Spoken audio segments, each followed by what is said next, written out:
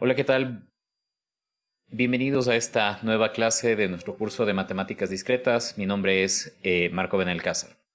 En esta clase vamos a revisar un nuevo tema que tiene que ver con árboles, que como ya habíamos manifestado anteriormente, es un tipo especial de grafo. Pero es un tipo especial de grafo que tiene múltiples aplicaciones y esa es una de las razones y la razón de hecho principal por la cual le dedicamos un capítulo completo a este tema, a una clase completa, para ser más preciso, a este tema. Empecemos revisando por qué se llaman árboles, ¿no? Aquí nosotros tenemos un esquema de un árbol vegetal, ¿no? Y aquí tenemos lo que nosotros dentro de computación llamamos un árbol. Ustedes pueden ver que hay cierta analogía en la estructura. Sin embargo, pues claro, nosotros a los árboles computacionales no los dibujamos de esta manera, sino que los dibujamos de este modo. Y claro, cuando uno observa esto, pues de alguna manera esto no tiene mucha relación, o por lo menos al haber hecho esta rotación de 180 grados, parecería que no tiene idea o no tiene mucha relación, más bien dicho esto, con lo que es un árbol biológico. Puesto que a esto nosotros les llamamos raíz y a los nodos finales les llamamos hojas, y evidentemente los árboles vegetales no están así. Sin embargo, ya entienden ustedes la razón por la cual a estas estructuras les denominamos árboles, por su parecido con estos elementos biológicos. Definamos entonces ya de manera mucho más precisa algunos términos importantes que tienen que ver con árboles. Empecemos definiendo lo que es un árbol. Un árbol es una gráfica simple que satisface lo siguiente. Es importante empezar mencionando, antes de revisar las condiciones que deben satisfacer las gráficas para ser consideradas un árbol, que todo árbol es una gráfica simple, y esto es un punto importante a tener en cuenta, ¿ok? ¿Qué significaba que sea una gráfica simple? Que no tenga lazos ni aristas paralelas. Y aparte de un árbol no tener lazos ni aristas paralelas, que implica que es una gráfica simple, se debe satisfacer lo siguiente. Si B y W son vértices o nodos del árbol T, entonces existe una trayectoria simple y única que conecta a los nodos B y W. Si B y W son vértices que pertenecen al árbol, entonces existe una trayectoria simple y única que conecta a B con W. Y obviamente aquí hay otro punto importante que se aplica, y es el hecho de qué es una trayectoria simple. Esto lo definimos nosotros cuando hablábamos de grafos. Entonces, a todo grafo que satisfaga estas dos definiciones de ser una gráfica simple, y si dos nodos son pertenecientes a esa gráfica y existe una trayectoria simple y única de B hacia W, entonces a ese grafo se le da el nombre de un árbol. Ahora, hablemos de lo que es un árbol con raíz. Si se habla de un árbol con raíz, eso da a entender que hay árboles que no tienen raíces, y eso es correcto. ¿Okay? No todo árbol computacional tiene raíz. Un árbol con raíz es un árbol, ¿okay? Algo que es un grafo que satisface con estas definiciones, en las que a algún vértice específico se le designa como la raíz del árbol. Justamente nosotros en este gráfico podemos ver dos árboles, ¿okay? Estos dos grafos satisfacen con la definición de grafo. Y el grafo T', que es un árbol también con raíz. ¿Por qué? Porque en este caso se designa al nodo E como la raíz de este árbol. De hecho, T y T' son grafos isomorfos, ¿ok? Es decir, son grafos que tienen exactamente la misma estructura, nada más que están dibujados de manera diferente, y obviamente en este caso, en T', a uno de los nodos se le ha designado como la raíz. Pero repito, estos dos grafos son isomorfos, lo que significa que tienen la misma estructura. Hablemos ahora de lo que es el nivel de un árbol. El nivel el nivel dentro de un árbol. Cuando hablamos del nivel nos referimos al nivel de un vértice. Y el nivel de un vértice es la longitud de la trayectoria simple de la raíz hacia B. ¿Ok? Entonces, cuando hablamos de nivel, necesitamos definir una jerarquía en el árbol. Y cuando hablamos de jerarquía, estamos necesariamente en presencia de un árbol con raíz. Entonces, para poder analizar el nivel, vamos a tomar en consideración el árbol T', que tiene una estructura o jerarquía establecida. En este caso, entonces, dice que el nivel de un vértice es la trayectoria, es la longitud de la trayectoria simple desde la raíz hacia ese punto. Entonces, tomemos como referencia G, ¿ok? Entonces, G está a una longitud de un vértice desde la raíz, H está a una longitud de 2 vértices desde la raíz y así sucesivamente, ¿ok? Entonces, a esto hace referencia el nivel.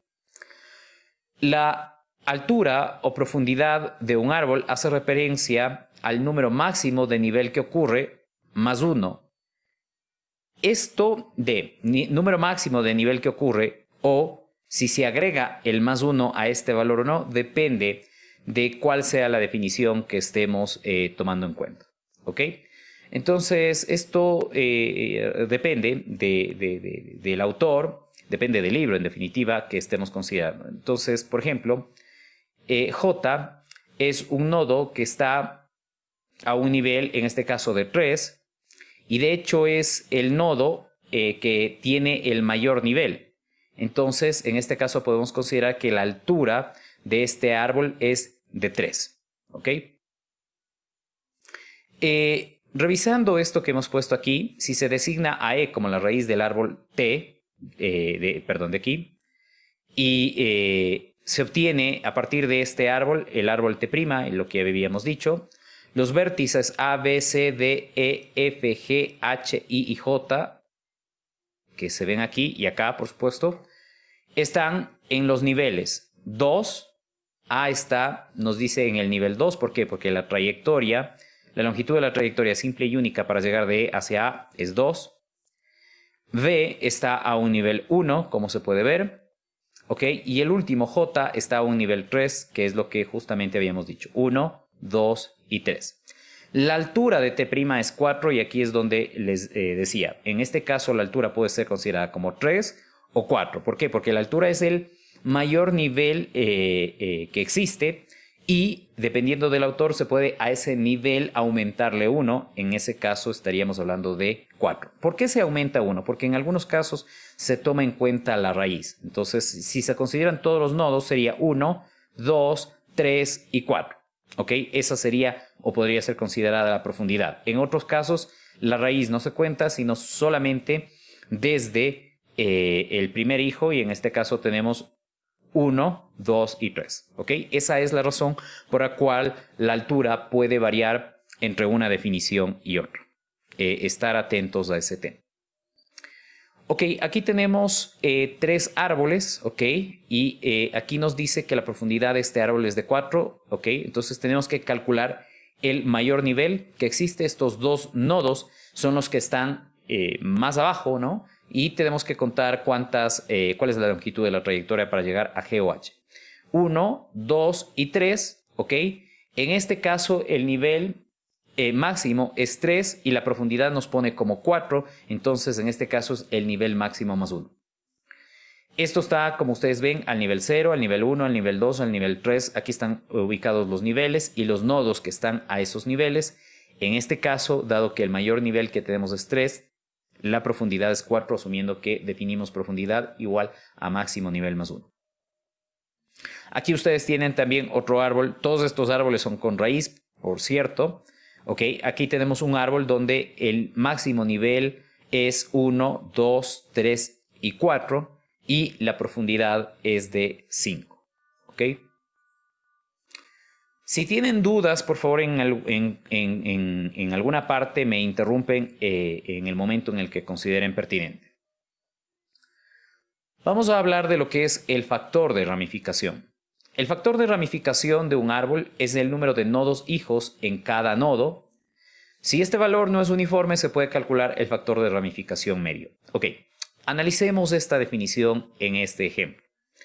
Ok, aquí tenemos que ir examinando nodo a nodo este árbol y tenemos el nodo raíz, tiene 2 hijos. Vamos al hijo de la izquierda, tiene 2 hijos a su vez. Vamos al hijo de la izquierda y tiene un hijo. En este caso, estos nodos vamos a asumir que no existen porque en realidad no tienen datos. Entonces, este tiene un factor de ramificación de 1. Este tiene un factor de ramificación de 0 porque no se desprende ningún hijo con contenido útil. Este nodo que contiene a 17 tiene un factor de ramificación 2. El nodo que contiene a 15 tiene un factor de ramificación 0. El nodo que contiene a 25 tiene un factor de ramificación 2. Y estos 2 nodos tienen un factor de ramificación 0. Como ustedes pueden ver, este es un árbol donde no todos los nodos tienen el mismo valor de ramificación. ¿Ok? Sin embargo, ¿ok? En este caso, uno puede darse cuenta que el máximo nivel de ramificación es 2, es decir, que máximo se desprenden 2 hijos de un nodo padre y por eso consideramos que el factor de ramificación de esto es 2. Otra forma de hablar del factor de ramificación es hablar del factor de ramificación medio. ¿Qué sería esto? Contar el número de ramificaciones por cada nodo, 2, 2, 2 y así sucesivamente. Sumar esos factores de ramificación y dividir para el total de nodo, eso nos daría un factor de ramificación medio. Usualmente, en este caso vamos a usar el máximo factor de ramificación como aquel que describe justamente el factor de ramificación de un árbol. Ok, el siguiente punto, o lo que vamos a ver en esta lámina, es muy importante a la hora de construir árboles en la práctica, a la hora de implementar algoritmos para construir árboles. Entonces, un árbol puede ser dividido en subárboles y evidentemente un subárbol ya sabemos nosotros que es un árbol más pequeño. Un subárbol de un árbol es una estructura que es un árbol que está por debajo o conectado al nodo raíz. Cada nodo de un árbol es la raíz de un subárbol que se define por el nodo que estamos tomando como referencia, más todos los nodos que se desprenden de este nodo padre.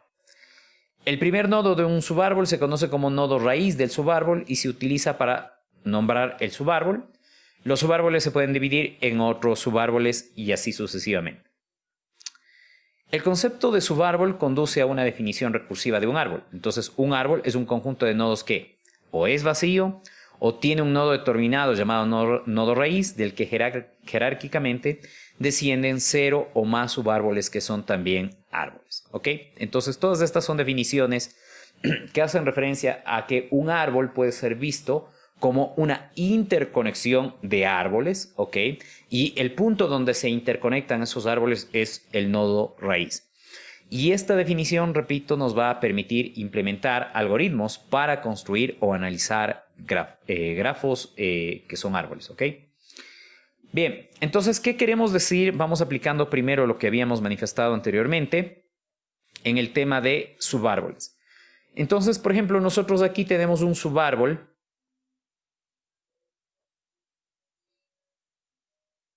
T', que pertenece al árbol T, donde con árbol T nos referimos a todos los elementos que pertenecen a este grafo al que denominamos árboles. ¿Ok? Pero un subárbol no solamente está conectado a la raíz, sino que un subárbol está conectado a un nodo que no necesariamente es la raíz. ¿Ok? Aquí tenemos otro subárbol, T', donde en este caso el nodo raíz de este subárbol es el nodo que contiene el nombre del decano de artes o ciencias. ¿Ok? Este subárbol es o tiene como raíz al vicepresidente de asuntos administrativos. ¿Ok? Aparte de nosotros analizar el concepto de subárbol, ¿ok? Y entender que un árbol puede ser visto, repito, como una interconexión de subárboles, en esta lámina también vamos a ver uno de los tantos usos que tiene el tema de árboles. Y uno de esos justamente de árboles con raíz, y uno de esos usos es precisamente la representación de organigramas administrativos, en general de organigramas.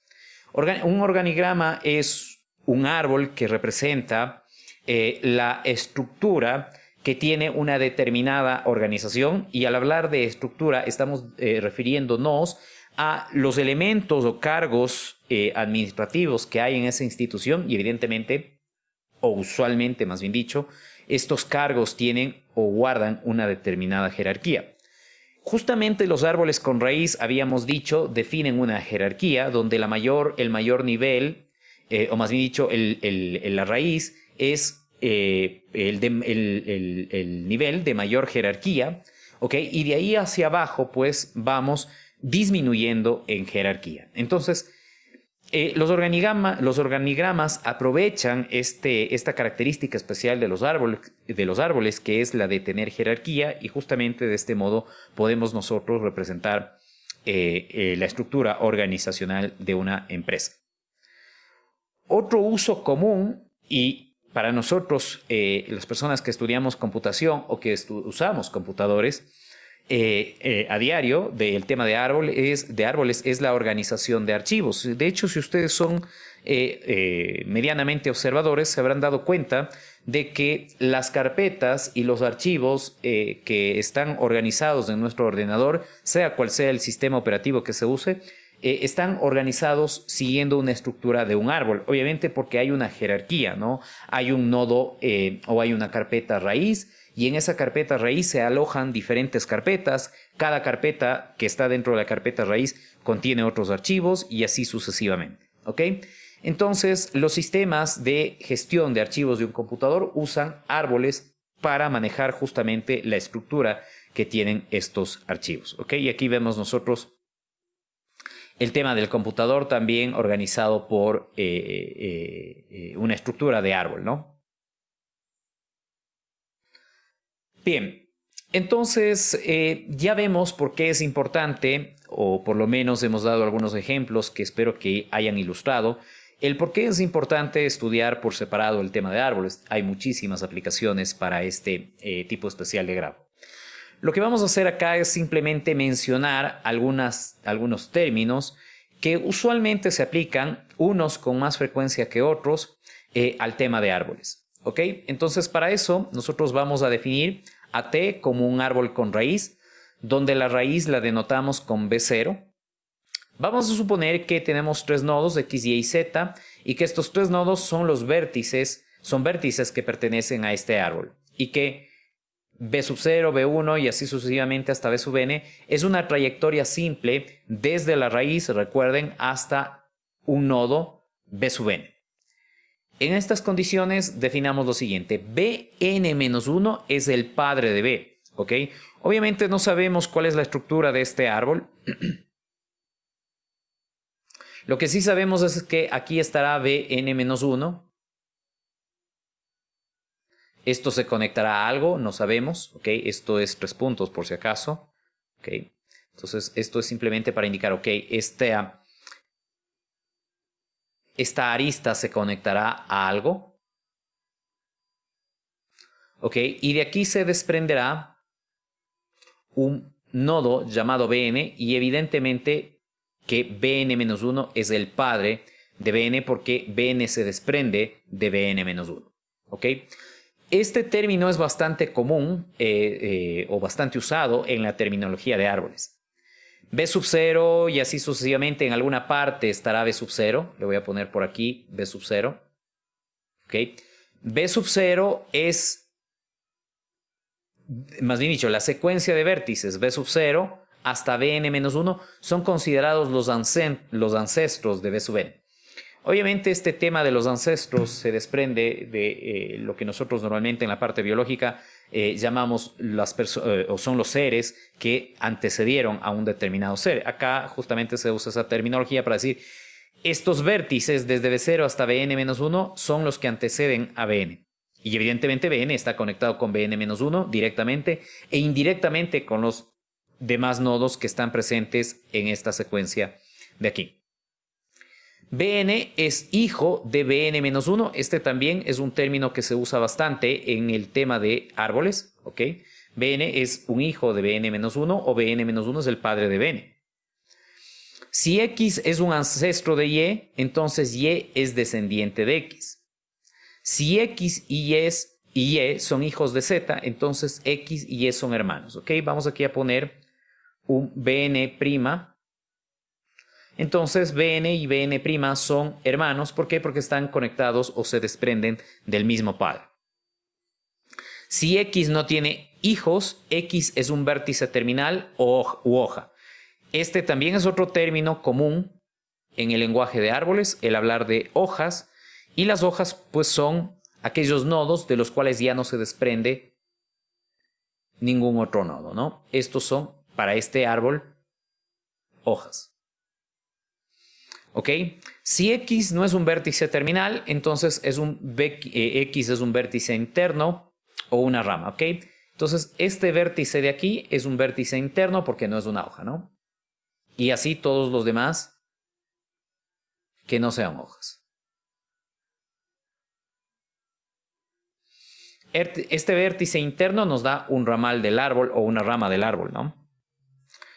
El subárbol de T con raíz X es la gráfica con el conjunto de vértices B y el conjunto de aristas D, donde B es X junto con los descendientes de X y el conjunto de aristas es todas las aristas, o todos los vértices más bien, sí, todas las aristas, disculpen, todas las aristas tales que E es una arista en una trayectoria simple de X a algún vértice en B.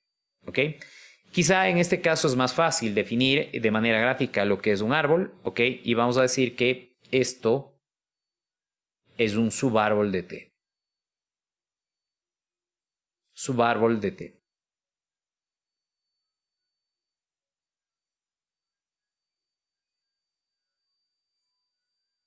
Donde evidentemente T es el grafo total o la gráfica total.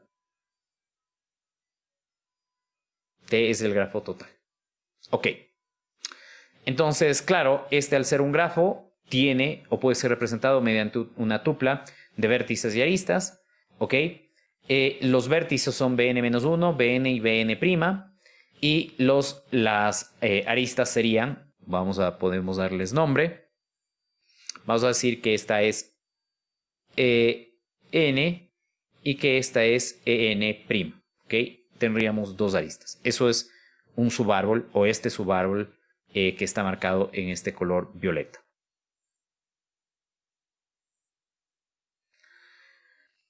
Ok, usando esas definiciones, nosotros vamos a usar este ejemplo, ¿ok?, de la mitología griega, donde tenemos algunos dioses de la mitología griega, para justamente entender un poco de mejor manera cada uno de estos términos, ¿no? El padre de Eros es Afrodita, ¿ok? Entonces aquí tenemos Eros, aquí tenemos Afrodita. Los ancestros de Hermes, ¿ok? Vamos a buscar Hermes. Los ancestros son los que están antes, son Urano, Cronos y Zeus. Urano, Cronos y Zeus. Los hijos de Zeus, vamos a Zeus, son Apolo, Atenea, Hermes y Heracles, ¿ok? Son Apolo, Atenea, Hermes y Heracles. Los descendientes de Cronos son Zeus, Poseidón, Hades, Ares y Apolo, Atenea, Hermes y Heracles. ¿Ok? Afrodita y Prometeo son hermanos. ¿Ok? Afrodita es hermana de Prometeo y también son hermanos con Cronos y Atlas. ¿Ok? Los vértices terminales son... los vértices terminales son Eros, Apolo, Atenea, Hermes, Heracles, Hades, Ares. Y bueno, acá también nos falta Prometeo, ¿no? Ok. Los vértices internos son Urano, Afrodita, Cronos y Zeus. Los vértices internos son todos aquellos que no son hojas, ¿no? Entonces, ustedes pueden chequear esta parte. El subárbol con raíz en Cronos se ilustra en esta parte de aquí, ¿ok? Nosotros podemos tomar solamente esta parte del árbol, que es justamente la que se muestra en esta parte de acá, como un subárbol. Es un subárbol, obviamente un subárbol es un árbol, entonces se ha tomado esta parte de aquí.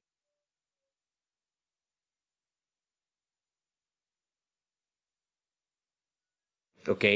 Y este es el subárbol que aparece acá. Muy bien. Aquí tenemos un teorema súper importante que nos da algunas definiciones o más bien dicho, que nos da algunas propiedades más que definiciones que podemos nosotros encontrar en un árbol. Sea T un árbol con n vértices, las siguientes definiciones son equivalentes. Bueno, T en el teorema dice una gráfica, pero T es un árbol, ¿no? La parte A nos dice que T es un árbol. Entonces, si T es un grafo, que es un árbol, entonces T es conexa y acíclica. ¿Qué significa? Que todos los vértices están conectados. Eso significaba que sea conexa, ¿ok? O que dado cualesquiera dos vértices, existe una trayectoria que los conecta. Y es acíclica. ¿Qué significa? Que no tiene ciclos. Claro, es un grafo simple, ¿no? Un árbol es un grafo simple, entonces evidentemente no va a tener ni ciclos ni aristas paralelas. T es conexa, ya habíamos dicho, y tiene n-1 aristas, ¿ok? Entonces, si ustedes dibujan cualesquiera árbol con n vértices, vamos a dibujar un árbol con simple 3 vértices, B1, B2 y B3. Bueno, pues tenemos la arista E1 y la arista E2, ¿ok? Si hacemos un árbol un poquito más complejo,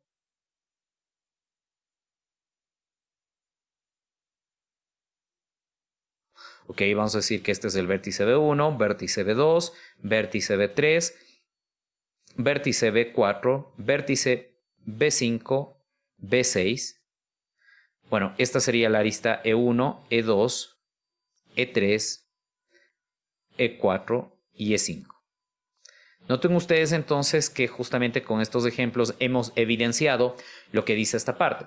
Un árbol de n vértices tiene siempre n-1 aristas, ¿ok? Si nosotros intentáramos dibujar más aristas, ¿ok? Evidentemente, o menos aristas no es posible. No es posible, por ejemplo, tener un árbol con 3 vértices y una arista, por ejemplo, ¿ok? Podría, no sé, esto sería el vértice B1, esto sería el vértice B2, esto sería el vértice B3. Bueno, he dibujado una arista que conecta estos dos vértices. Esto no es un árbol, ¿ok? Entonces, no hay manera, en este caso, de tener menos aristas que n-1, ni más tampoco. Si tuviera más, si quisiera tener más, significa que tendría una arista sin conectarse a un vértice. Y esto no es un árbol. Y esto tampoco es un grafo, ¿ok? Entonces, esto de aquí es un grafo, pero no es un árbol.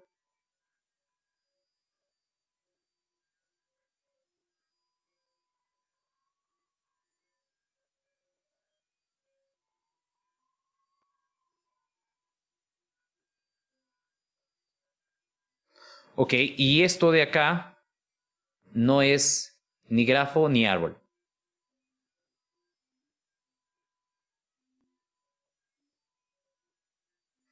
Ni es un árbol, ¿no?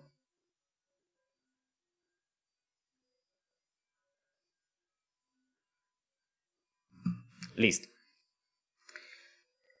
Un árbol también es acíclico, como se dice aquí, es acíclico y tiene n-1 aristas. Bueno, estoy ya juntando estas definiciones, ¿ok?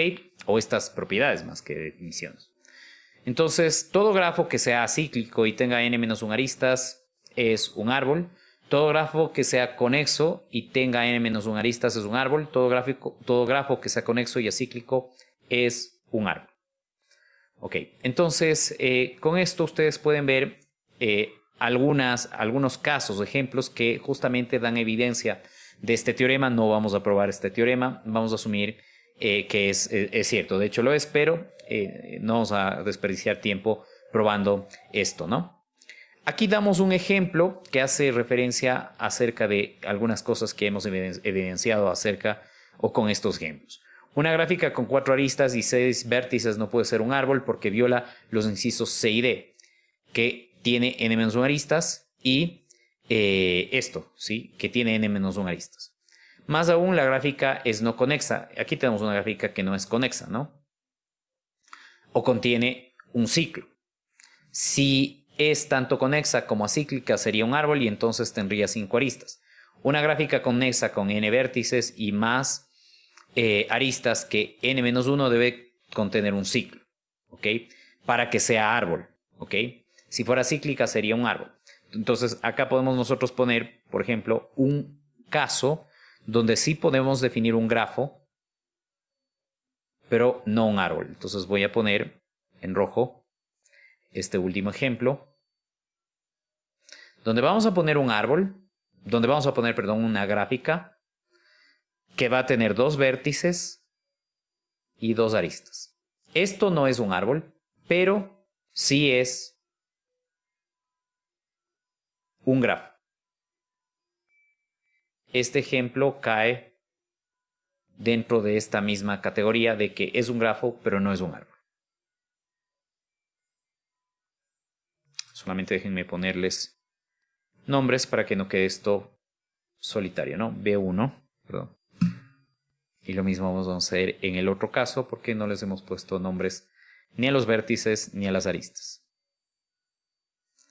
Bueno, aquí B1, B2, B1, B2, ¿ok? Y aquí ponemos E1 y al lazo le vamos a llamar E2. Acá vamos a llamar E1. Y esto no puede ser una arista, ¿ok? Bueno, le voy a poner E2, pero una arista siempre conecta un par de vértices y esto no empata con ningún vértice. Así que por eso no es un árbol, ¿no? Listo. Vamos a hablar ahora acerca de árboles binarios. Un árbol binario se caracteriza por ser un árbol con raíz, en el que cada vértice tiene un hijo, ningún hijo, exactamente un hijo o exactamente 2 hijos. Es decir, en un árbol binario el factor de ramificación de todo nodo es máximo 2. Si el vértice tiene un hijo, se designa como un hijo izquierdo o como un hijo derecho. Entonces, cuando hablamos de árboles binarios, necesitamos decir cuál es el hijo izquierdo, cuál es el hijo derecho, ¿no? Un vértice entonces o es hijo izquierdo o es hijo derecho. No puede ser hijo izquierdo y derecho a la vez. Si un vértice tiene 2 hijos, un hijo se designa como el izquierdo y el otro como derecho. ¿Ok? Entonces no puedo decir en un árbol binario tengo solamente un hijo. Tengo que decir si ese hijo es izquierdo o derecho. Eso es lo que me está diciendo aquí. Acá tengo justamente un árbol binario. Bueno, aquí están 2 ejemplos de árboles binarios, donde A es el nodo raíz, B es un hijo izquierdo de A, o es el hijo izquierdo de A, no pueden haber más de un hijo izquierdo en un árbol binario, y C es el hijo derecho de A. D es el hijo derecho de B, E es el hijo izquierdo de C, F es el hijo izquierdo de E, y G es el hijo derecho de. ¿Ok? Así es como luce un árbol binario. Acá tenemos un árbol binario un poquito más grande en comparación con el árbol de la izquierda. Repito, los dos son binarios. El factor de ramificación o el grado de este vértice es 2, el grado de este vértice es 2, el grado de este vértice es 2, el grado de este vértice es 0, 0, 0, 0, 2, 2, 0, 0, 0, 0, el grado del vértice, el grado de este vértice es 2, 2, 2, y ya habíamos dicho este que tiene como grado 2.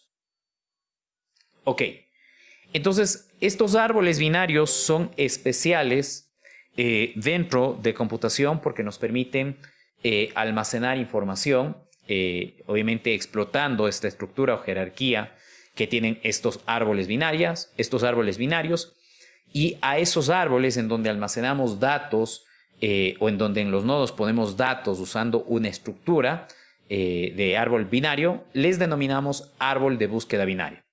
Como ustedes pueden ver, entonces un árbol de búsqueda binaria no es otra cosa más que un árbol binario en el que se asocian datos a los vértices. Los datos están arreglados de manera que para cada vértice del árbol, cada dato en el subárbol de la izquierda de B, esto es una parte importante de los árboles de búsqueda binaria, es menor que el dato en B, y cada dato en el subárbol de la derecha de B es mayor que el dato en B. Déjenme ver, me voy a ir acá, ¿ok? Me voy a saltar un poquito ese ejemplo y me voy a ir acá. Noten ustedes que por ejemplo, lo que voy a encerrar en línea es el subárbol izquierdo de la raíz. Todo dato en este subárbol izquierdo es más pequeño, bueno, o igual puede ser, dependiendo de cómo se haya construido el árbol, más pequeño que el valor del nodo raíz. Y cada dato que está en el subárbol derecho es más grande que lo que está en el nodo raíz.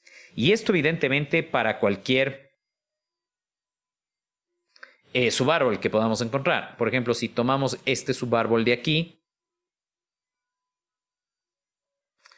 todo valor aquí es más grande que 3, ¿ok?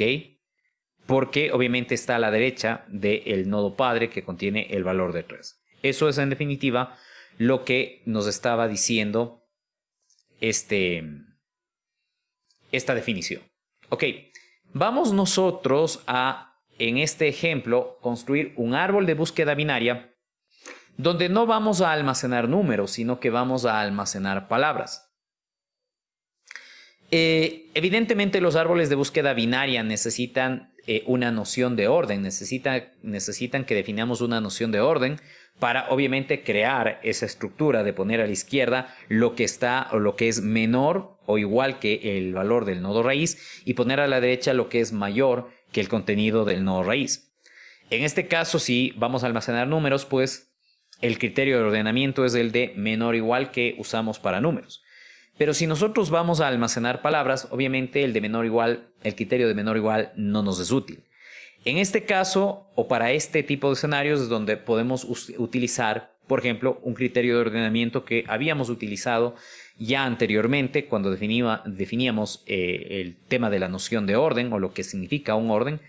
Ahí estudiamos el famoso ordenamiento lexicográfico y eso es lo que vamos nosotros a realizar.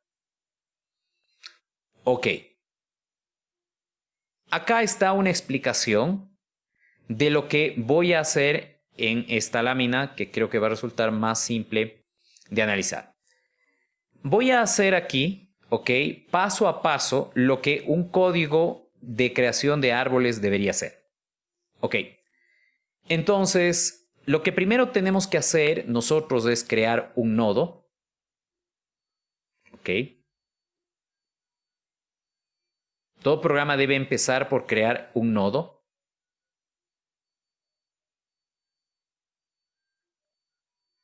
Ok.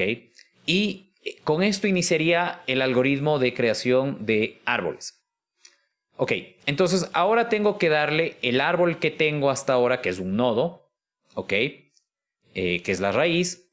Y el dato que quiero guardar. Entonces el programa toma esto y la palabra otra. Y dice, el nodo está vacío, ¿ok? Si está vacío, lo que hace es almacena la palabra y obviamente crea dos hijos.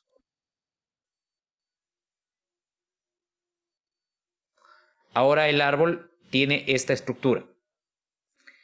Para la siguiente iteración se pasa la palabra persona y este árbol que ustedes ven aquí, donde aquí está vacío y vacío.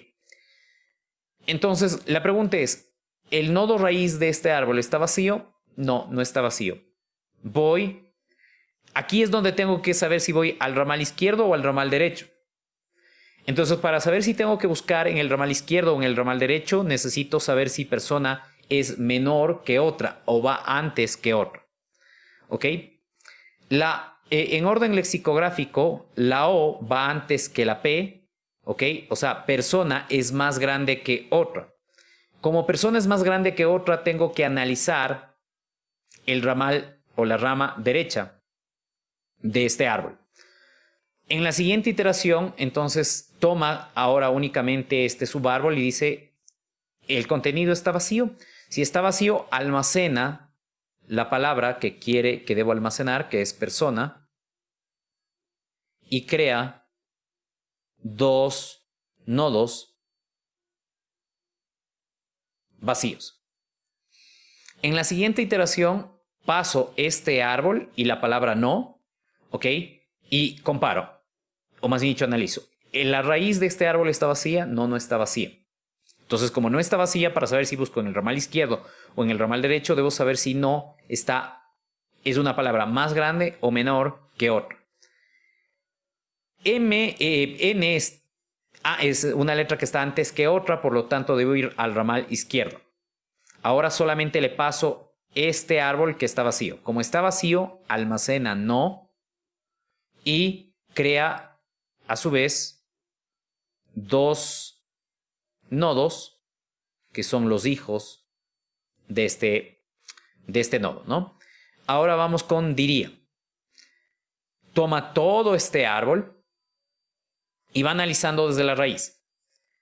¿La raíz está vacía? No. Entonces diría va, o más bien dicho, diría para almacenar diría, tengo que irme al ramal derecho o al ramal izquierdo. Entonces tengo que ver diría en orden lexicográfico con respecto a otro si es menor o mayor. Diría es menor que otra, entonces ahora tengo que trabajar con este subárbol. ¿La raíz de este subárbol está vacía? No, no está vacía. Diría con respecto a no es mayor o menor, es menor, entonces ahora trabajo con este subárbol y la raíz de este subárbol está vacía, entonces aquí es donde tengo que almacenar diría. ¿Ok? Y se crean de nuevo dos nodos. Vamos a almacenar todo. Ahora el subárbol que se pasa es todo esto que ustedes ven aquí. Todo con respecto a, bueno, pregunto, ¿está vacío? No, no está vacío. Todo con respecto a otra es mayor. Por lo tanto, tengo que tomar este subárbol derecho. La raíz de este subárbol derecho no está vacía. Por lo tanto, tengo que ver si voy a la izquierda o a la derecha. Todo es más grande que persona. Entonces me tengo que ir al ramal derecho. El nodo de este subárbol derecho de persona, o que se desprende del nodo persona, está vacío, entonces aquí es donde almaceno todo, ¿ok? Y obviamente se crean dos nodos vacíos. Vamos con junto. Ahora se pasa todo este árbol que ustedes ven en pantalla. Junto es, otra no está vacío, entonces tengo que ver si voy a la izquierda o a la derecha. Junto es menor que otra, voy a la izquierda. Está vacío la raíz de este subárbol. No, no está vacía. Entonces tengo que ver si voy izquierda o derecha. Junto es menor que no. Ok. De este nuevo subárbol que tiene como raíz diría, la raíz, perdón, no está vacía. Entonces tengo que decidir si voy a izquierda o derecha. Ok. Estuve diciendo junto, sí. Aquí tengo que decidir si voy a izquierda o derecha. La J es más grande que la D, por lo tanto me voy al ramal derecho. En este subárbol el nodo está vacío, por lo tanto almaceno aquí, junto, y se crean dos hijos vacíos. ¿Ok? Se repite este procedimiento. L es menor que O, me voy acá. L es menor que la N, me voy acá. L es mayor que la D, me voy acá. La L es mayor que la J, me voy acá. Y como esto está vacío, almaceno aquí y se crean a su vez dos hijos. Tendría, ok, ya para no ir repitiendo, tendría, la T es más grande que la O, me voy acá. La T es más grande que la P, me voy acá. Aquí tengo todo y tendría. Ok, entonces la E está antes que la O y debería almacenar aquí. Por favor, ustedes me irán corrigiendo si esto está correcto. Me parece que tengo un error en alguna parte. Déjenme chequear. Otra no persona, perfecto. Diría todo. Diría todo. No, sí, estamos bien. Pensé que tenía un error. Estamos correctos. Ok, entonces vamos a almacenar aquí. Tendría. Y finalmente, memorizado, que es la palabra que me está faltando almacenar. Bueno, evidentemente aquí se crean dos nodos vacíos. Memorizado, la M es menor que la O. La M es menor que la N. La M es mayor que la D. Es mayor que la J. Es mayor que la L, entonces iría aquí, memorizado.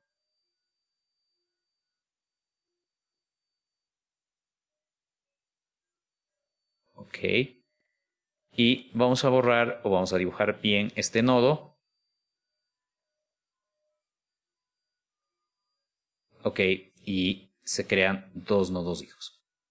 Bien, este sería el árbol de búsqueda binaria que contiene estas palabras. Este árbol de búsqueda binaria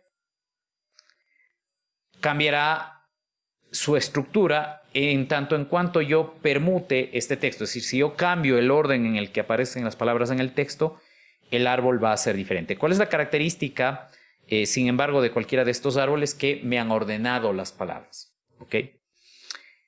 Listo. Entonces, más adelante, aquí nosotros tenemos este árbol que hemos dibujado. Acá lo presentamos de mejor manera. Ok, pueden ver ustedes que es correcto lo que hemos hecho, porque llegamos al mismo resultado. Ok, acá nosotros tenemos un árbol de búsqueda binaria. Ok, en este caso, este árbol en lugar de letras almacena números. Ok, y de ese modo, pues, ustedes pueden ver que un subárbol de búsqueda binaria puede almacenar tanto palabras como números, cosas en definitiva que podamos ordenar. Eso es lo importante, porque obviamente el árbol de búsqueda binaria se caracteriza por tener un orden, una estructura, donde todo lo que va a la izquierda de un nodo es menor o igual que el valor del nodo padre, y todo lo que va a la derecha es mayor o igual que el valor del nodo padre. Ok, lo que vamos nosotros a analizar ahora es cómo nosotros podemos crear un árbol, ok, de búsqueda binaria en este caso, en nuestra plataforma de desarrollo que es MATLAB. Ok, entonces para eso nosotros vamos a hacer uso de un concepto llamado estructura. Ok, entonces en este caso vamos a crear una estructura que nos va a ir representando el árbol de búsqueda binaria que vamos a almacenar. Entonces, en esta estructura, el campo padre se va a llamar tree. ¿Ok? Lo que le sigue al nombre del árbol va a ser la raíz. El primer elemento del árbol va a ser la raíz. Y esta raíz va a tener tres elementos. Va a tener el contenido que almacena. Okay, entonces aquí tenemos, a esto le llamamos nosotros el root. Este root tiene un contenido que se llama node content. Ok, y tiene un ramal izquierdo y un ramal derecho. Entonces todo lo que viene de aquí para acá se llama right branch.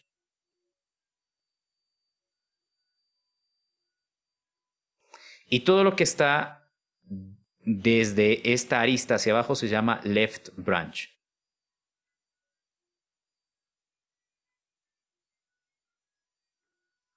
Ok, entonces pongo aquí puntos suspensivos para decir, ok, aquí hay algo más. Y todo este árbol se va a llamar tree. Ok, entonces acá nosotros tenemos un árbol, ¿sí? Que tiene como contenido en la raíz 8, tiene un left branch, un nodo a la izquierda, que tiene como contenido 3, y tiene un hijo, el ramal izquierdo o el nodo izquierdo, que también está a la izquierda con contenido 1. Entonces, en este caso tendríamos un árbol que tiene 8, tiene un ramal izquierdo con 3, y a su vez este tiene también un hijo izquierdo con contenido de 1. ¿Ok? Ahora, acá tenemos nosotros un árbol. En esta segunda parte, esto es lo correspondiente a esto, lo correspondiente a esta parte es, tenemos un ramal izquierdo. A ver, sería left branch. Ok, dice la raíz va a tomar este mismo como árbol, ¿no? La raíz, estoy a la izquierda, este es un nivel, left branch, luego right branch. Ok, entonces en este mismo árbol vamos a seguir navegando, perdón. En este mismo árbol, sí, le voy a poner con otro color. Entonces sería raíz, left branch, estoy aquí, right branch, estoy acá, y ahí pone 6 como contenido.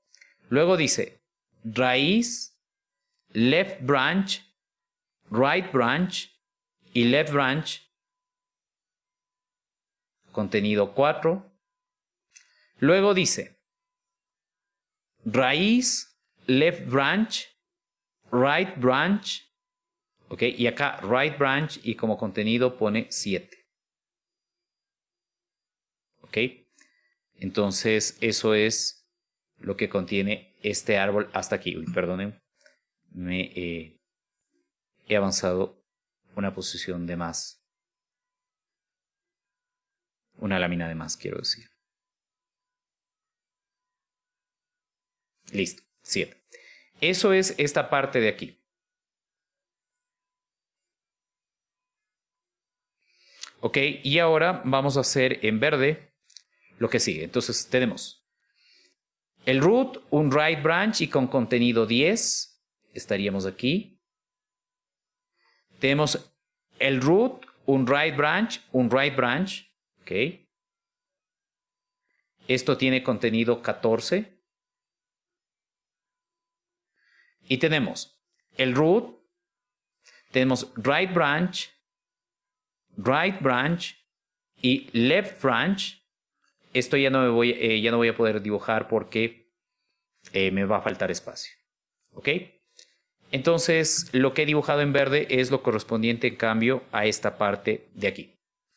Entonces, con esto nosotros tenemos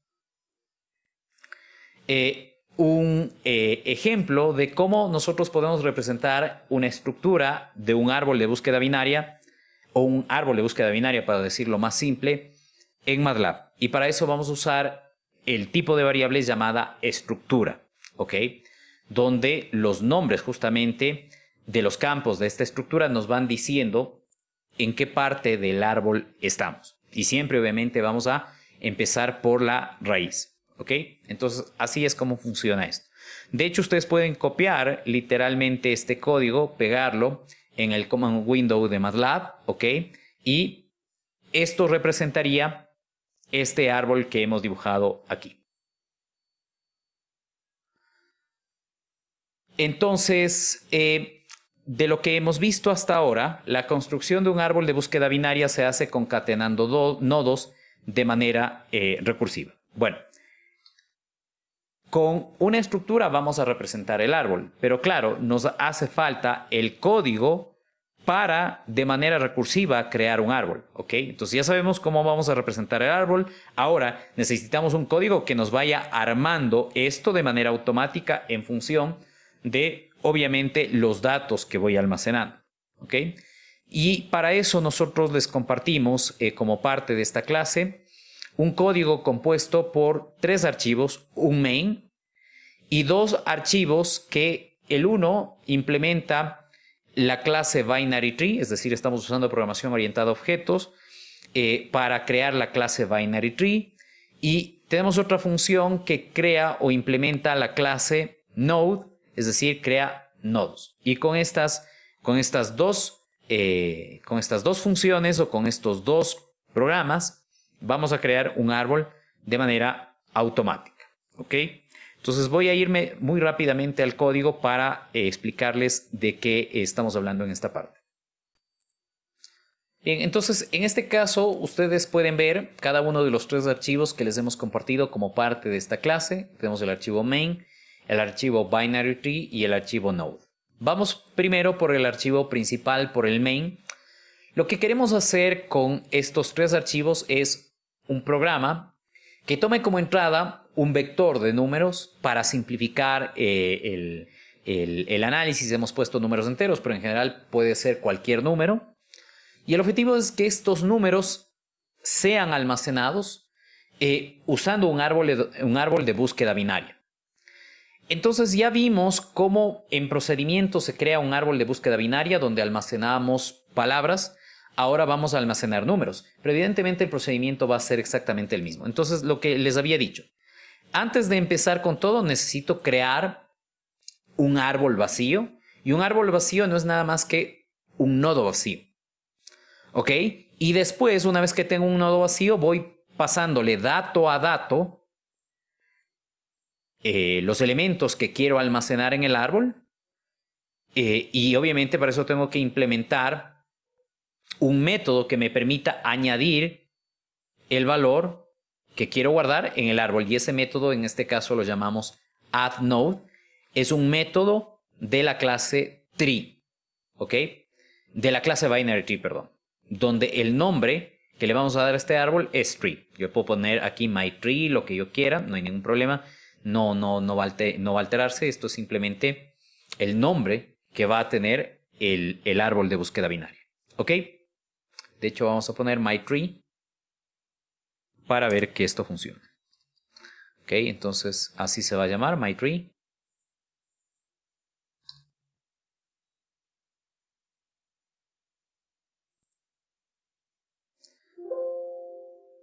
Ok, y aquí también es myTree. Perdón. Ok, ejecutamos esta parte y vamos a darnos cuenta que esto funciona sin problema. Para eso permítanme compartirles brevemente el command window de MATLAB. He ejecutado y esto es lo que se ha creado. Se ha creado esta estructura que es un objeto de la clase binary tree. Ok, y yo puedo ir navegando sobre esta estructura. Esto es el nombre. El primer elemento es el root. Entonces pongo root. Este root tiene 3 elementos o tiene 3 campos. Quiero decir, el contenido, el ramal izquierdo, el ramal derecho. Okay, si me quiero ir al ramal izquierdo pongo leftBranch.leftBranch. Okay. Esto tiene como contenido 1 y tiene un ramal izquierdo, un ramal derecho. Me voy a ir ahora al ramal derecho. Voy a poner .rightBranch. Ok, y el contenido aquí es un 2. Este es una hoja. ¿Por qué me doy cuenta que es una hoja? Porque tiene como contenido 2 y ya no tiene contenido útil a la izquierda y a la derecha. Digo, no tiene contenido útil porque es vacío a la izquierda y vacío a la derecha. Ok, listo. Ahora analicemos rápidamente cómo opera esta clase binary tree que hemos creado. Entonces, cuando nosotros usamos el paradigma de programación orientada a objetos dentro de MATLAB, tenemos que usar la palabra clave classDef o definición de la clase. Estoy definiendo la clase binary tree. Tengo 2 campos especiales, el campo properties y el campo métodos. ¿Cómo yo puedo crear un script en MATLAB que corresponda a una clase? Entonces yo voy aquí a New y aquí me dice que quiero. Quiero una clase. Entonces aquí cuando yo creo una clase, aquí automáticamente me crea por defecto la estructura que debe tener. Y aquí digo qué propiedades va a tener el objeto. Dentro de methods declaro todos los métodos que va a tener mi programa. ¿Okay? Entonces así es como yo puedo fácilmente crear una clase dentro de MATLAB. ¿Okay? Entonces esto no nos interesa. Le borramos.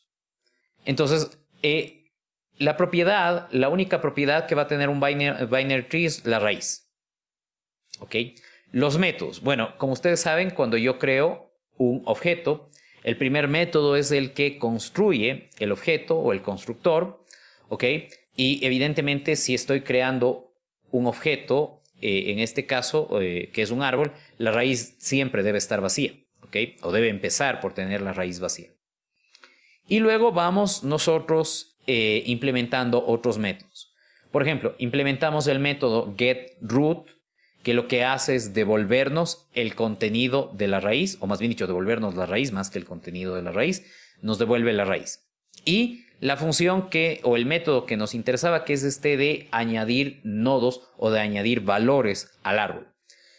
Entonces, le damos como entrada el árbol y el contenido que quiero almacenar. ¿Ok? Y el hecho de añadir nodos a un árbol lo vamos a hacer de manera recursiva. Entonces llamamos a una función que llamamos añadir nodo, lo mismo que la función que estamos analizando, pero ahora esta función se implementa de manera recursiva. ¿Qué le pasamos como datos a esta función recursiva? Le pasamos la raíz del árbol con el que estoy trabajando y el contenido que quiero almacenar. ¿Ok? Entonces esto entra a esta función recursiva. En esta función recursiva es donde ocurre todo el proceso con el cual se construye el árbol. Este proceso se pregunta, ¿el contenido de la raíz es vacío? Si es vacío, entonces tengo que almacenar ahí el contenido que voy a almacenar, y eso lo hago a través de esta nueva clase que es nodo. Para no perder continuidad, analicemos si no está vacío la raíz, entonces tengo que ver si tengo que almacenar el contenido a la izquierda o a la derecha del nodo padre o del nodo raíz. Y cómo sé eso, comparando lo que quiero almacenar con el contenido del nodo raíz. Si el contenido que quiero almacenar es menor o igual que el contenido del nodo raíz, me voy al ramal izquierdo. Si no, me voy al ramal derecho. Y para eso uso los métodos set left branch y set right branch. ¿Ok? Y estos métodos a su vez usan los métodos añadir nodo de manera recursiva, o más bien dicho, sí, llama a la función recursiva añadir nodo de manera recursiva, añadir nodo de manera recursiva. Ahora le doy el ramal izquierdo y lo que quiero almacenar, o el ramal derecho y lo que quiero almacenar. Entonces, cuando digo el ramal izquierdo, estoy hablando de un subárbol que está a la izquierda del nodo padre, y cuando digo ramal derecho, me refiero al subárbol que está a la derecha del nodo padre. Ok, set left branch y set right branch, ok, son métodos que están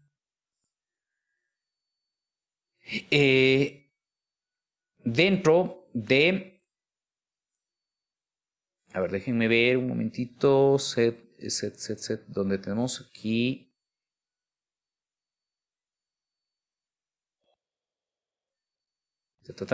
A ver, vamos. Primero vamos a ver el método node.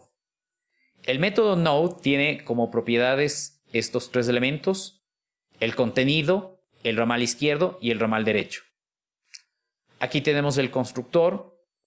El constructor lo que hace es poner el valor en el campo contenido, y al ramal izquierdo lo deja vacío, crea el ramal izquierdo pero lo deja vacío, y crea el ramal derecho pero lo deja vacío. El método que devuelve el contenido de un nodo, que se llama getNodeContent, simplemente lo que hace es el valor del campo contenido de este árbol lo pasa a esta variable. El setNodeContent lo que me hace es, en el campo nodeContent de este nodo, almacena el contenido de la variable nodeContent. GetLeftSubTree lo que me hace es devolver el subárbol que está a la izquierda de un nodo padre. Este método getRightSubTree lo que me hace es devolver el ramal derecho que está en el nodo de interés, ¿no? setLeftBranch lo que me hace es, en el ramal izquierdo almacena este nodo, o pone este nodo que va a ser un subárbol, y en el ramal derecho pone este nodo que es un subárbol. Y justamente esto es lo que tenemos acá: setLeftBranch y setRightBranch. Esto me devuelve un árbol, un subárbol. Esto de aquí me devuelve un subárbol.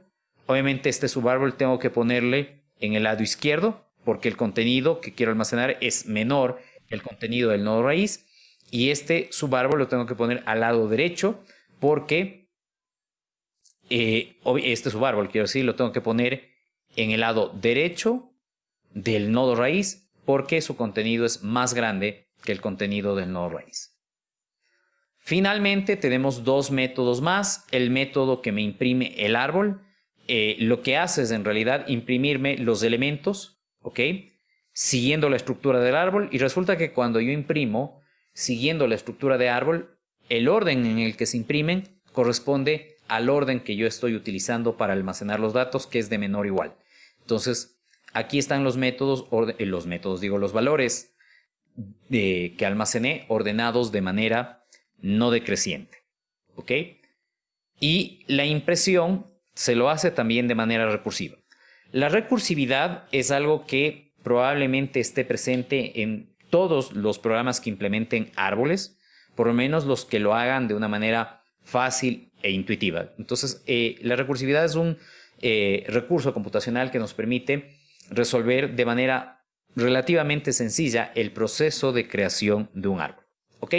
Entonces, así es como opera estos programas que nos permiten crear un árbol de búsqueda binaria para almacenar, obviamente, números.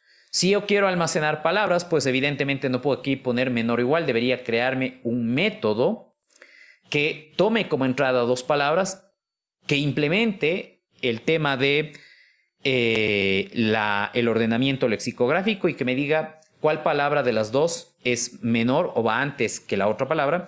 Y ahí sí, en función de eso voy o digo, va esto a la izquierda o en el ramal izquierdo, esta palabra la debo almacenar en el ramal izquierdo o la debo almacenar en el ramal derecho. Aquí uso directamente el menor o igual porque estoy trabajando con números. Lo demás del código prácticamente se va a mantener igual, ¿ok?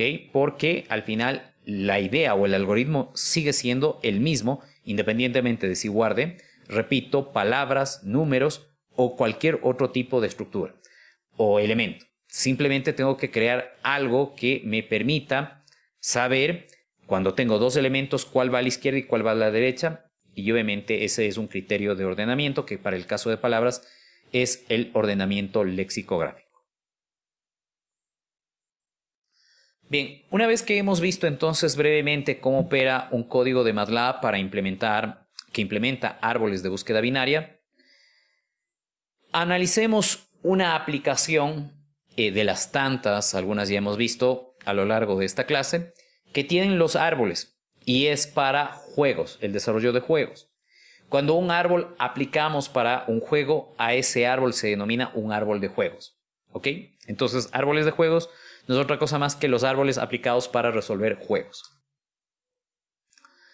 El tipo de juego que vamos a analizar no es el único caso en donde se usan árboles, por cierto, pero el tipo de juego que vamos a analizar o en donde vamos a utilizar el concepto de árboles son los denominados juegos MNK.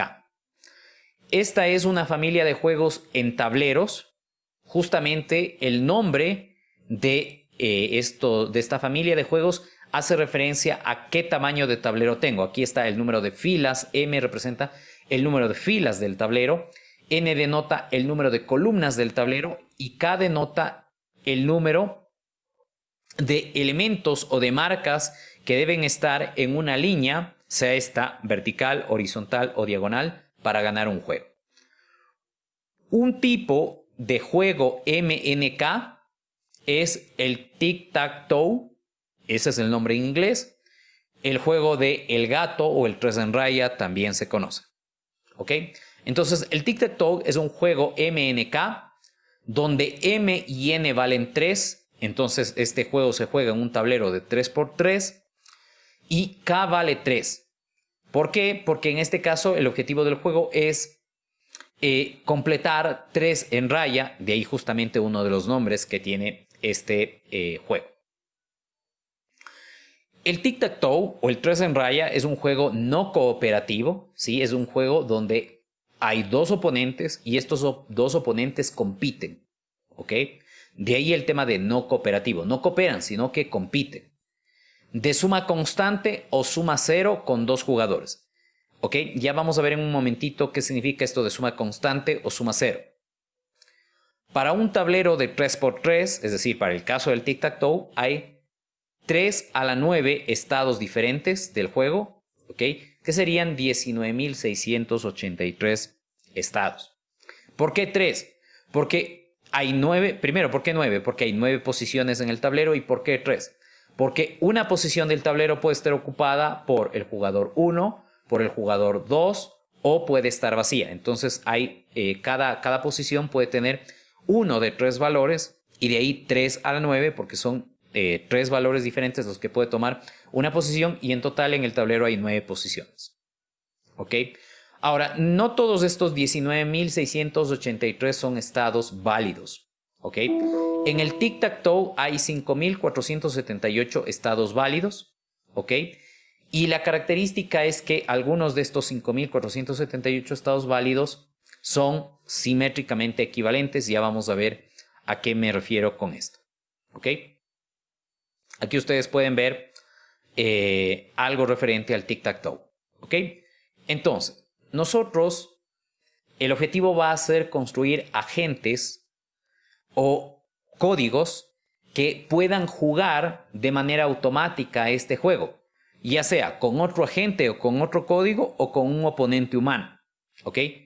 Entonces, lo que van a hacer estos agentes es recibir el tablero que va a estar en un estado inicial, por ejemplo, y el agente lo que tiene que decidir en base a algún algoritmo que se implemente, que va a usar árboles, cuando hablamos de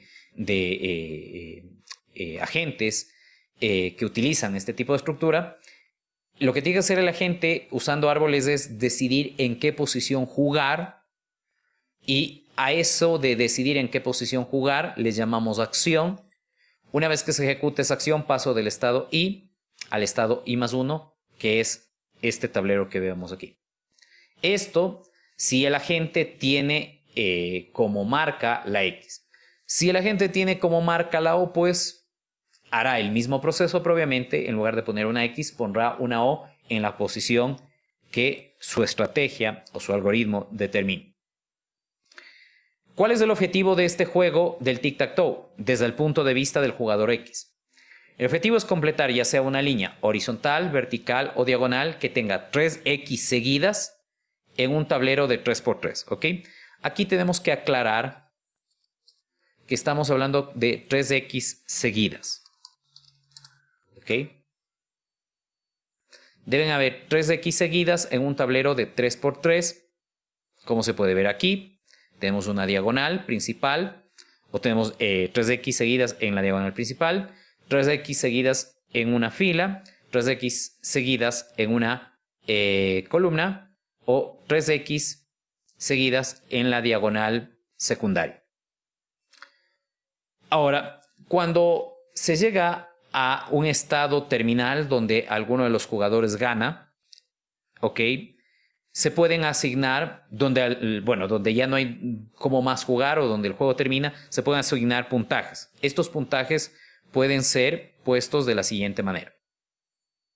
Podemos dar un +1 si es que un agente gana, o para el agente que gana le damos +1. Para el agente que pierde le damos -1 y si hay un empate cada uno recibe 0,5. Si es que estos son los scores, al juego se le denomina de suma constante, ¿ok? O en inglés constant sum game. Si es que en la victoria damos +1 al que gana, o por la victoria le damos +1, y al que pierde le damos -1, y en el empate damos 0, a esto se llama un juego de suma 0. ¿Por qué? Porque lo que uno gana involucra la derrota de otro.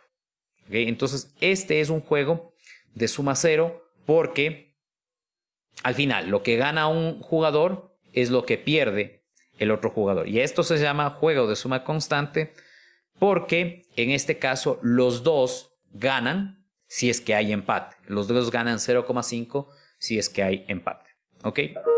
Este lenguaje o estos términos provienen de la teoría de juegos, a propósito, que es un campo de las matemáticas que se dedican a estudiar escenarios donde hay competencia, y a todo escenario donde hay competencia o cooperación también se denomina un juego, y justamente una rama de las matemáticas que se dedica al estudio de estos escenarios es la teoría de juegos. Estados no válidos del tic-tac-toe y estados simétricos. Vamos a poner estados no válidos. Por ejemplo, un estado no válido es este que voy a poner acá.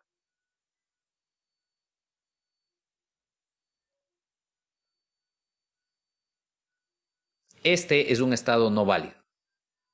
Porque no es posible que un tablero tenga todo lleno de X. Esto es un estado no válido.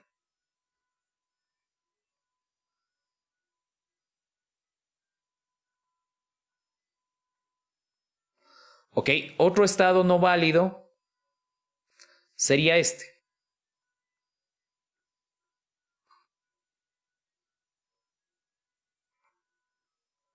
Este también es un estado no válido. ¿Por qué?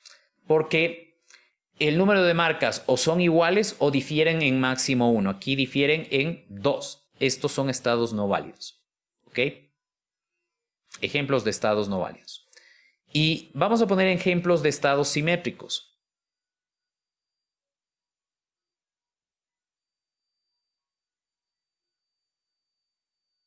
Entonces voy a poner una O aquí y una X acá. ¿Ok? Si yo roto a esto 90 grados, en este sentido, yo voy a obtener esta configuración de tablero.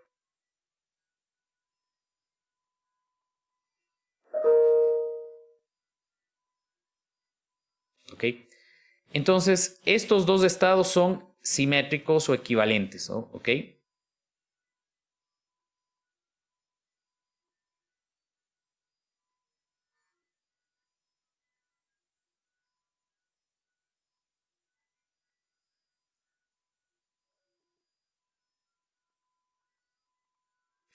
Estos estados no se cuentan dentro de los estados válidos del tic-tac-toe y cuando yo justamente quito estos estados no válidos, como estos dos de aquí, hay muchos más por supuesto, paso de 19.683 a 5.478. Pero en estos 5.478 hay estados que son equivalentes, ¿ok? Como estos dos de aquí. Estos son dos estados equivalentes. Y de aquí yo puedo seguir rotando esto 90 grados más y obtener otro estado equivalente.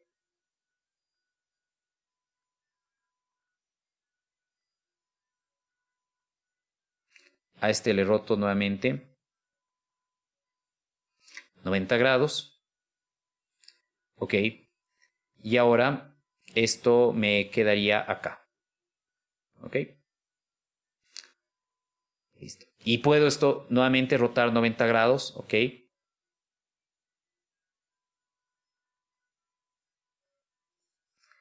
Me va a faltar posición. Bueno, lo voy a poner más chiquito. Y esto me va a quedar así. ¿Ok? Entonces todos estos estados son equivalentes. Y yo puedo aprovechar de esta característica para hacer más pequeños mis árboles, por cierto. ¿Ok? Porque al final, si yo hago algo para este árbol, para esta configuración del juego, hago algo también para esto, o esto, o esto. Hacer algo para esto es lo mismo que hacer eso para estos demás estados que parecen diferentes, pero que como vemos en realidad no son diferentes de este estado original.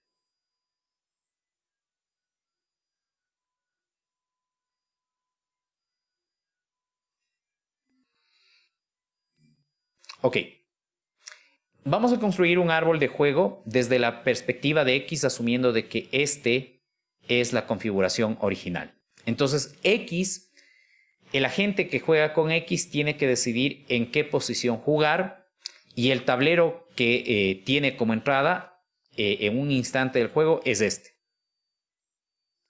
Ok, entonces X dice, ok, puedo jugar en cada una de las posiciones disponibles, puedo jugar aquí, ¿no?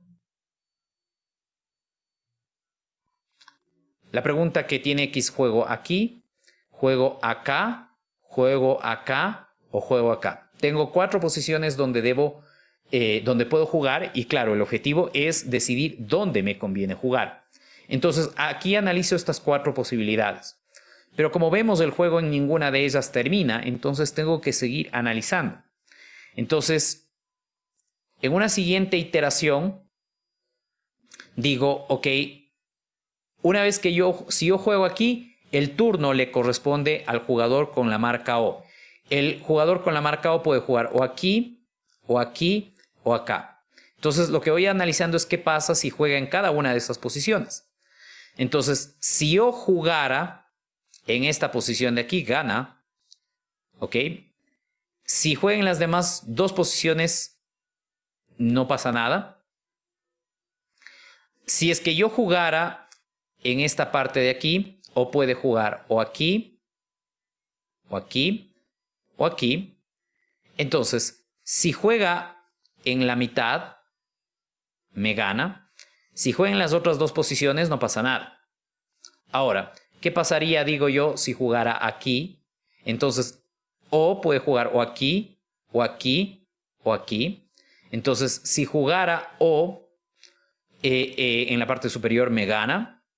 Si jugara en la mitad, en el costado izquierdo, me gana también. Si juega en la otra posición disponible, no pasa nada. La pregunta es, ¿qué pasa si yo juego aquí? Si yo juego aquí, O puede jugar o aquí, o aquí, o aquí. En dos de las posibles opciones que tiene O, me gana. En la otra no pasa nada. Y así voy analizando. Ok, después digo, ok, si O jugara en las posiciones donde no gana, ¿qué pasaría? Entonces, ahí digo, ok, si yo jugara aquí, gano. Ok, aquí no pasa nada. Acá también ganaría.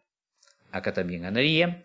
Acá también ganaría. Ok, entonces, noten ustedes que lo que yo he hecho es, he utilizado el árbol para analizar cómo progresa el juego. Pero claro, al final el objetivo es, debo jugar o aquí, o aquí, o aquí, o aquí. Entonces, ahí viene el tema de que necesito algo, un procedimiento que teniendo el árbol me diga dónde debo jugar. ¿Ok? Y bueno, en realidad me quedaba un nivel más. ¿Ok? Entonces ya cuando llego a este nivel, estos tableros son hojas de este árbol porque ya no puedo seguir jugando más. Ok, y ahí es donde, repito, necesito una estrategia para saber dónde jugar. Y para eso esa estrategia que vamos a utilizar aquí, no es la única, por cierto, pero una estrategia que nosotros vamos a ver aquí es el algoritmo Minimax. El algoritmo Minimax lo que nos hace es, nos permite encontrar una política óptima para un jugador, asumiendo que el oponente también juega de manera óptima. ¿Ok? ¿Qué significa esto que está puesto en palabras? Primero, ¿qué es una política? Ok, entonces, si nosotros graficáramos en forma de secuencia cómo va transcurriendo este juego, tenemos un estado inicial. En este estado inicial se ejecuta una acción. Esta acción nos lleva a un nuevo estado. En este estado se ejecuta una nueva acción. Esto nos lleva a otro estado. En este nuevo estado se ejecuta otra acción. Esto nos lleva a un nuevo estado. Y así sucesivamente hasta que se ejecuta una acción final. Y eso nos lleva a un estado final. ¿Ok? En este estado final es donde concluye el juego. El juego puede ser o terminar en empate o en victoria de alguno de los oponentes. El objetivo del juego Minimax es devolvernos una estrategia óptima para un jugador. ¿Qué significa política? Decía. Una política es una función que mapea estados a acciones. Es una función que mapea estados a acciones. En pocas palabras, una política es una función que recibe como entrada un estado y que me dice qué acción debo tomar. Un estado aquí es una configuración del tablero y la acción es en dónde debo poner la marca para continuar con el juego. Cuando decimos política óptima, ¿qué quiere decir? Que esta función es la que me permite ganar el juego. ¿Ok? O empatar a lo sumo. Y no solamente que es una función que me permite ganar o empatar el juego, sino que es una función que asume que el otro jugador también juega de manera óptima. Entonces, el algoritmo Minimax, en pocas palabras, para este juego me da la mejor solución. ¿Ok?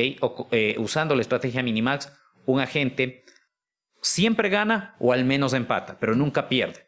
Eso en definitiva es lo que me dice esta parte. En un juego de suma cero, para dos jugadores, la solución que retorna Minimax es el equilibrio de Nash para dicho juego. Probablemente habrán ustedes escuchado de John Nash o de la película A Beautiful Mind o Una mente brillante, que trata justamente de la vida de John Nash, que fue premio Nobel de Matemáticas, premio Nobel justamente por describir este equilibrio que en su honor se llama equilibrio de Nash. ¿Ok? Entonces, este algoritmo nos devuelve un equilibrio de Nash para un juego de dos jugadores de suma cero. ¿Ok?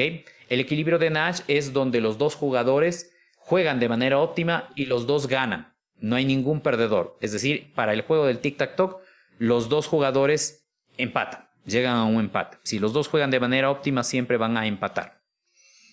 ¿Ok? Entonces, aquí vamos a ver la estrategia Minimax. ¿Ok? Tengo el árbol del juego, como ya habíamos dicho, y se llama Minimax porque se calculan máximos y mínimos en cada uno de los niveles que ustedes ven. Entonces tengo la raíz, que es el estado inicial del tablero. En este nivel se calcula el máximo de los scores. Aquí se calcula el mínimo de los scores, el máximo de los scores, el mínimo de los scores. ¿Cómo funciona este algoritmo Minimax?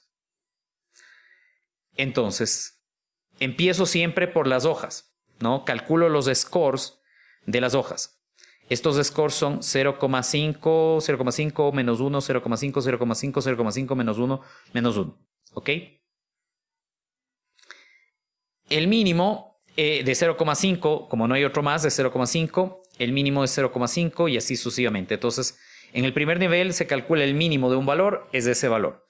En el siguiente nivel se calcula el máximo. ¿Okay? El máximo entre 0,5 y 1 va a ser 1. El máximo entre 0,5 y menos 1 es 0,5 y así sucesivamente. Luego se va a calcular para el siguiente nivel el mínimo. El mínimo entre menos 1 más 1 y 0,5 es menos 1. El mínimo entre menos 1, 0,5 y más 1 es menos 1 y así sucesivamente. Y finalmente, el valor de este nodo, de este estado, es menos 1. ¿Ok? ¿Qué significa esto? ¿Ok? Que no importa dónde juegue X, este juego ya está perdido. Esto significa que valga menos 1. No importa dónde juegue. ¿Ok? Porque si juega aquí, como el siguiente movimiento le toca a O, él va a jugar acá, gana. Y así sucesivamente. ¿Ok? Entonces, cualquiera que sea la posición donde juega X, va siempre a perder. ¿Ok? Entonces, repito, X puede jugar aquí porque se da cuenta que va a ganar, pero O en el siguiente movimiento juega aquí y pierde. X puede jugar aquí porque se da cuenta que va a ganar aquí. ¿Ok? Bloquea, perdón. Bloquea ahí, pero O tiene otra posición donde puede ganar y efectivamente juega ahí y gana. ¿Ok? Entonces, para eso sirven los árboles de juegos. Finalmente, hablar de árboles es interesante aplicados a juegos, pero el problema de los árboles es que construirlos resulta un poco complejo. ¿Ok? Entonces, para el juego del tic-tac-toe tenemos un total de 387 millones de nodos. ¿Cómo es esto? Ok, aquí va el tablero inicial, ok, o el tablero vacío. En este nodo iría el tablero vacío, que va a tener 3 por 3 posiciones vacías, es decir, 9 posiciones vacías.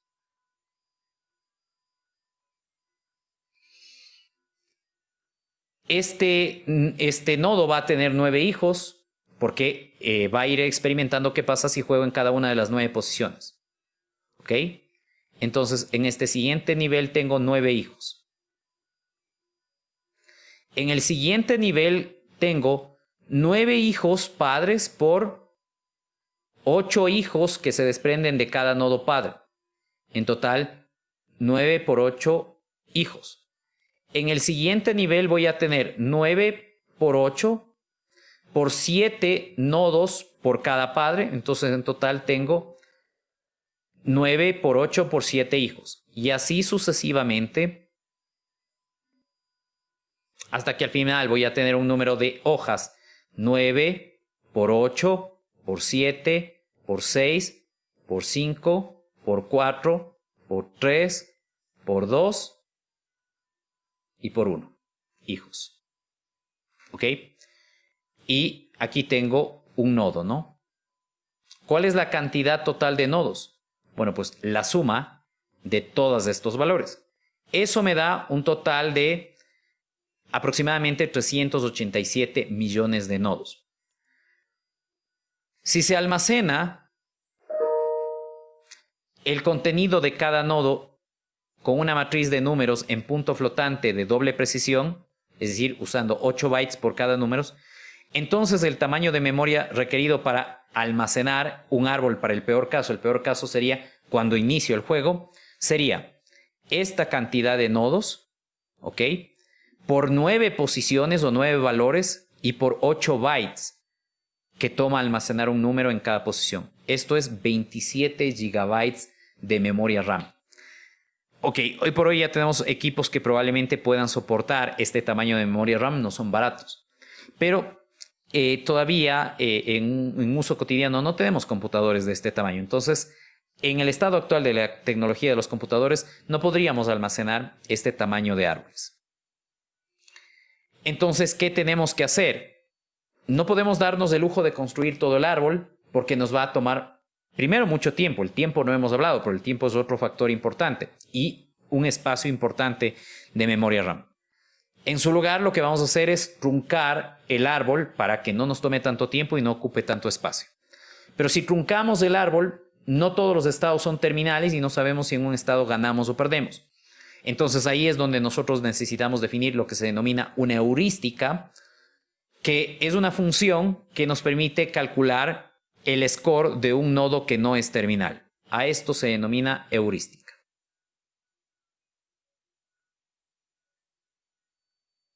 La heurística aquí es el número de chances que tiene X para ganar menos el número de chances que tiene O para ganar. ¿Ok? P es el estado del juego. Entonces, aquí vamos a analizar desde la perspectiva de X, ¿no? X puede ganar aquí, X puede completar una fila acá, ¿ok? Tiene 2 chances. O, en cambio, puede completar la fila aquí, ¿ok? Y eso sería todo, ¿ok? Entonces, en este caso, el valor de la heurística es 2 chances tiene X para ganar, 1 chance tiene O para ganar, es 1, ¿ok? Para este caso, bueno, aquí hemos puesto, ¿ok? Listo. Entonces, para esto ya lo hicimos. Pensé que había puesto un nuevo estado del tablero. Entonces, esta heurística me dice que el valor de este estado es 1. ¿Ok? O el EP de este tablero es 1.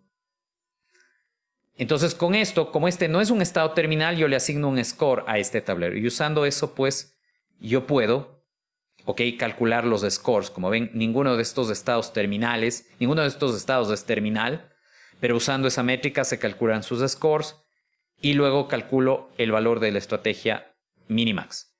Calculo el mínimo, luego calculo el máximo. ¿Ok? Y con eso calculo el valor del nodo padre. Tengo solamente los valores de los nodos hijos o de las hojas. Calculo el mínimo, con eso tengo el valor de estos nodos de la mitad. Y finalmente, calculando el máximo de los valores de esos nodos, tengo el valor del nodo raíz. Finalmente, y esto simplemente como curiosidad, con esto terminamos, hay varias versiones del juego MNK.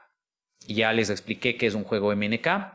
Ya hemos visto que una de esas versiones es el Tic-Tac-Toe. Hay muchas aplicaciones en línea para jugar Tic-Tac-Toe, ¿ok? Y pueden jugar ustedes con una máquina o pueden jugar con algún oponente conectado también en línea. El Gomoku es un tipo de juego MNK que tiene un tablero de 15 por 15 y el objetivo es formar 5 en fila. El primero que completa 5 en fila gana el juego. O también hay juegos interesantes como las versiones de MNK de Miser o juegos invertidos. En este caso, en lugar de que gane el jugador que completa K elementos seguidos en una fila, pierde. ¿Ok? Entonces estos jugadores pierden. El Tic-Tac-Toe de Miser es un juego que donde un jugador gana si su oponente completa 3 elementos seguidos en un tablero de 3x3. ¿Ok? En esta versión no existe empate. ¿Ok? Entonces, como ustedes pueden ver, hay varias versiones del juego de juegos MNK. ¿Ok? Donde usualmente los juegos más populares son donde hay que completar K en línea. Quien completa K en línea gana. Pero hay una versión de Miser o invertida de estos juegos donde quien completa K en línea es el que pierde. ¿Ok? Entonces, bueno, hemos dado una visión bastante amplia del tema de árboles. Hemos visto su aplicabilidad. Hemos estudiado, por supuesto, algunas definiciones de árboles y hemos analizado algunos casos de aplicación, incluido el tema de juegos. Con esto terminamos entonces esta clase de árboles.